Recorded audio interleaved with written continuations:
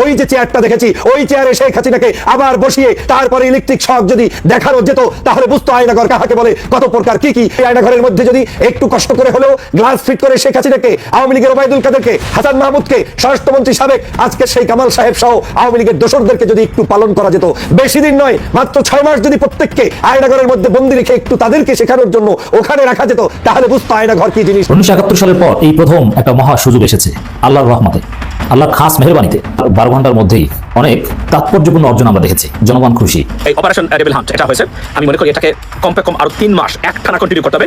সেনাবাহিনীকে মাঠে রাখতে হবে এবং এদেরকে একদম খুঁজে বের করতে হবে। বেনজির আহমেদ কোথায় আছে, হারুন কোথায় আছে, মনিরুল কোথায় আছে, বিপ্লব কোথায় আছে, এদেরকে বের করে এদেরকে গ্রেফতারের আওতায় আনতে হবে। আর এক রাতে আওয়ামী লীগ ঠান্ডা হয়ে গিয়েছে, এক রাতের মধ্যে আওয়ামী লীগের সব পিছন থেকে ঢুকে একদম মুখ থেকে বের হয়ে যাচ্ছে। 82 জন যখন গ্রেফতার করেছে শুধুমাত্র একটি অঞ্চল থেকে, গাজীপুর থেকে, তখন ডেভিলগুলো এখন পাহাড়ে পর্বতে নদীতে নালায় গর্তের মধ্যে পালানোর জন্য আওয়ামী লীগের লোকেরা হন্যে হয়ে ঘুরে বেড়াচ্ছে। এই ডেভিলদেরকে এক রাতে যেভাবে শায়েস্তা করেছেন, যদি এরকম 365 দিন চালাতে পারেন দেখবেন সব ডেভিল একদম পিছন থেকে ঢুকবে, সামনে থেকে বের হয়ে পালাতে পালাতে একদম দেশ থেকে হারিয়ে যায়। থাকবে না আর 32। আপনারা দেখছেন এই মুহূর্তে জনতা কিভাবে এই 32 আগুন ধরিয়ে দিয়েছে। থাকবে না আর 32 থাকবে না। ছাত্র জনতার আগুনে দাউ দাউ করে চলছে 32। আপনি কোথায় আসুন, চেক করে আপনি ছাড়া কেউ এই আপনি মৈত্রঞ্জন তুমি কোথায় আসো দেখে যাও 32 আর নেই আর 32। জিএম কাদেরের বিরুদ্ধে মামলা, প্রতিবাদ বিক্ষোভে জাতীয় পার্টি। যুক্তরাষ্ট্রের আইআরআই প্রতিনিধি দলের সঙ্গে এবি পার্টির মত বিনিময়। পতিত স্বৈরাচার পুনর্বাসিত হলে এই দেশ হবে জল্লাদের উল্লাসভূমি, বললেন রিজভী। এতক্ষণ শুনছিলেন সংবাদ শিরোনাম, এখন থাকবে বিস্তারিত। জাতীয় পার্টির চেয়ারম্যান জিএম কাদের ও প্রেসিডিয়াম সদস্য শরীফা কাদেরের বিরুদ্ধে হত্যা মামলার প্রতিবাদে রাজধানীতে বিক্ষোভ মিছিল করেছে দলটি। কাকরাইলে দলীয় কার্যালয়ের সামনে থেকে মিছিলটি বের হয়ে বিজয়নগর, পুরানা পল্টন, জাতীয় প্রেস ক্লাব, সেগুনবাগিচা হয়ে আবার কাকরাইলে গিয়ে শেষ হয়। জাতীয় পার্টির প্রেসিডিয়াম সদস্য ও ঢাকা বিভাগীয় অতিরিক্ত মহাসচিব মীর আব্দুল সুবুরের নেতৃত্বে নেতাকর্মীরা বিক্ষোভ মিছিলে অংশ নেন। যুক্তরাষ্ট্রভিত্তিক বেসরকারি সংস্থা আইআরআইয়ের সঙ্গে বৈঠক করেছেন এবি পার্টির নেতারা। সোমবার বিকেলে দলের কেন্দ্রীয় কার্যালয়ে এ বৈঠক হয়। এ সময় অন্তর্বর্তীকালীন সরকারের নানা কর্মকাণ্ড, সংস্কার প্রক্রিয়া ও নির্বাচন নিয়ে আলোচনা হয়। যারা এতদিন গুম, খুন আর আয়নাঘরের সংস্কৃতি তৈরি করেছিল তারা যদি পুনর্বাসিত হয় তাহলে এ দেশ আর মানুষ বসবাস করতে পারবে না বলে মন্তব্য করেছেন বিএনপির জ্যেষ্ঠ যুগ্ম মহাসচিব রুহুল কবির রিজভী। তিনি বলেন, কেউ যখন স্বৈরাচার পুনর্বাসনের কথা বলেন তখন বিপজ্জনক বার্তা যায় জনগণের কাছে। পতিত স্বৈরাচার আবার পুনর্বাসিত হলে এই দেশ হবে জল্লাদের উল্লাসভূমি। এখানে গণতন্ত্রের কথা বলা, মত প্রকাশের স্বাধীনতা চিরদিনের জন্য গোরস্থানে চলে যাবে। ওই যে চেয়ারটা দেখেছি, ওই চেয়ারে শেখ হাসিনাকে আবার বসিয়ে তারপরে ইলেকট্রিক শক যদি দেখানো যেত তাহলে বুঝতো আয়নাঘর কাহাকে বলে, কত প্রকার কি কি। এই আয়নাঘরের মধ্যে যদি একটু কষ্ট করে হলেও গ্লাস ফিট করে শেখ হাসিনাকে, আওয়ামী লীগের ওবায়দুল কাদেরকে, হাসান মাহমুদকে, স্বরাষ্ট্রমন্ত্রী সাবেক আজকের সেই কামাল সাহেব সহ আওয়ামী লীগের দোসরদেরকে যদি একটু পালন করা যেত, বেশি দিন নয় মাত্র 6 মাস যদি প্রত্যেককে আয়নাঘরের মধ্যে বন্দি রেখে একটু তাদেরকে শেখানোর জন্য ওখানে রাখা যেত তাহলে বুঝতো আয়নাঘর কি জিনিস। কত বড় লোমহর্ষক ঘটনা, কত বড় বিভৎস ঘটনা, কত বড় খারাপ ঘটনা। বাংলাদেশের 53 বছরের ইতিহাসে এরকম ঘটনা কোন শাসকদের আমলে আমরা শুনতে পারিনি। মানুষদের জীবন নিয়ে ছিনিমিনি করেছে তারা, সেখানে মানুষদেরকে নিয়ে টর্চার সেল বানিয়ে পরিবার থেকে বিচ্যুত করে, সমাজ থেকে বিচ্যুত করে, রাষ্ট্র থেকে বিচ্যুত করে জীবনটাকে ধ্বংস করে দিয়েছে। আমান আল আজমি কিংবা মীর কাসেম আলীর সন্তান আরমানকে যেভাবে তারা নির্যাতন করেছে সেটা কোনো ভাষায় প্রকাশ করা যায় না। ডক্টর মোহাম্মদ ইউনূস যে বলেছেন 800 ঘর আছে আয়না ঘর, এই 800 নয় তারও অধিক আয়না ঘর প্রতিষ্ঠা করে সমগ্র বাংলাদেশকে তারা আজকের কলঙ্কিত করেছে। আমার তো মনে হয় এখন সময় এসেছে, একজন মানবতা বিবর্জিত শাসক ছিল শেখ হাসিনা।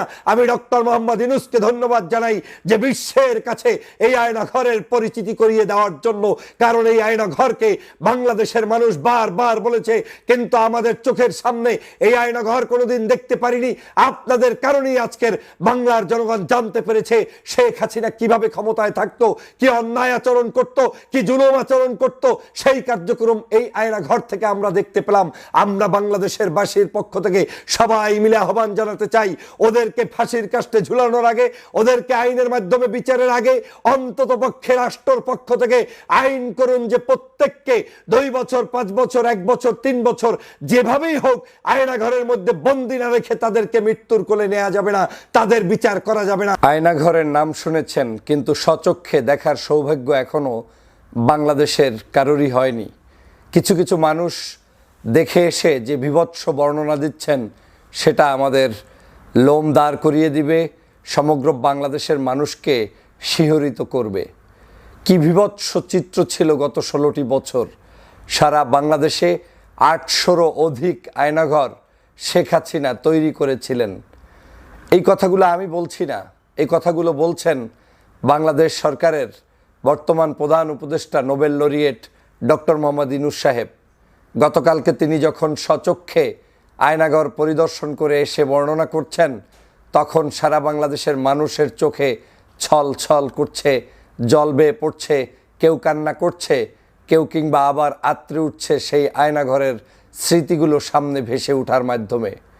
আপনারা দেখেছেন যে আয়নাঘরে যারা ছিল তারা সেখানে স্বচক্ষে গিয়ে দেখিয়ে দেখিয়ে বলছেন, এই রুমে আমি ছিলাম, ঠিক এখানেই আমি ছিলাম, ঠিক এখানেই আমাকে এভাবে করে ধ্বংস করা হচ্ছে, শেষ করে দেওয়া হচ্ছে।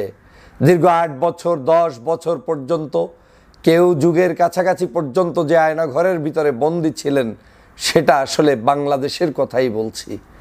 এই বাংলাদেশ স্বাধীন হওয়ার পরে আমরা কখনো এই বীভৎস ইতিহাস শুনিনি যে বাংলাদেশের কোনো শাসক এভাবে করে নিজ দেশের মানুষদেরকে, নিজ দেশের শিক্ষিত সমাজদেরকে, নিজ দেশের রাজনৈতিক কারণে ভিন্ন মতের মানুষদেরকে এভাবে করে পরিবার থেকে বিচ্যুত করে, সমাজ থেকে বিচ্যুত করে, রাজনীতি থেকে বিচ্যুত করে, চাকরি বাকরি থেকে বিচ্যুত করে, সব কিছু ঝেড়ে ফেলে ধ্বংস করে দিয়ে তাদেরকে আয়না ঘরে বন্দি করে রাখা হয়।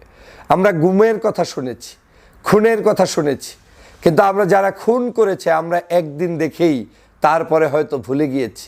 কিন্তু আয়নাঘর এমন একটি জিনিস তারা তৈরি করেছে যেটা, যে ব্যক্তি একবার আয়নাঘরে গিয়েছেন তিনি তার মৃত্যুর আগে এই আয়নাঘরের কথা কোনোদিন ভুলতে পারবেন না। ভুলবেন কি করে? যে আয়নাঘরে লোকটাকে রাখা হয়েছে ওই আয়নাঘর থেকে তাকে জীবনে কোনোদিন পরিবারের সাথে যোগাযোগ করতে দেওয়া হয়নি, মানুষের সাথে চলতে দেওয়া হয়নি, সামাজিক কোনো অনুষ্ঠানে যেতে দেওয়া হয়নি। লোকটি বেঁচে আছে না মারা গেছে এইটা পৃথিবীর কেউ জানার সুযোগ ছিল না। স্বামী স্ত্রী পর্যন্ত তালাক হয়ে গিয়েছে, নিজেরা কতদিন ওয়েট করবে স্বামীর জন্য, অবস্থা খারাপ দেখে বাধ্য হয়ে পারিপার্শ্বিক কারণে, সামাজিক কারণে স্ত্রী পর্যন্ত ভিন্ন জায়গায় আবার বিবাহ বন্ধনে আবদ্ধ হয়েছে। এই সকল করুণ ইতিহাস তৈরি করেছে শেখ হাসিনা। একটা বার চিন্তা করে দেখেছেন, যেই শেখ হাসিনা আমাদেরকে বলছে যে তিনি সবচাইতে নিষ্পাপ, তিনি কাউকে খুন করেন না, তিনি কাউকে গুম করেন না, তিনি কোনো মানুষের উপর অত্যাচার করেন না, এখনো বলছে যে এআই দিয়ে তৈরি করা হয়েছে আবু সাঈদের সেই মৃত্যুর রহস্য। এআই দিয়ে শুধুমাত্র আবু সাঈদকে হত্যা করা হয়েছে সেটা প্রতিষ্ঠিত করা নয়, পাশাপাশি আপনার মুগ্ধকে পর্যন্ত মিথ্যা বানোয়াট, মানে বিভ্রান্তমূলক তথ্য যে মুগ্ধকে হত্যা করেছে মুগ্ধর বন্ধুরা। এই যদি হয় একজন সাবেক স্বৈরশাসক বলেন, একজন সাবেক কুৎসক শাসক বলেন, এই কুৎসিত চেহারার শেখ হাসিনা তিনি এইভাবে করেই জাতিকে বিভ্রান্ত করছেন।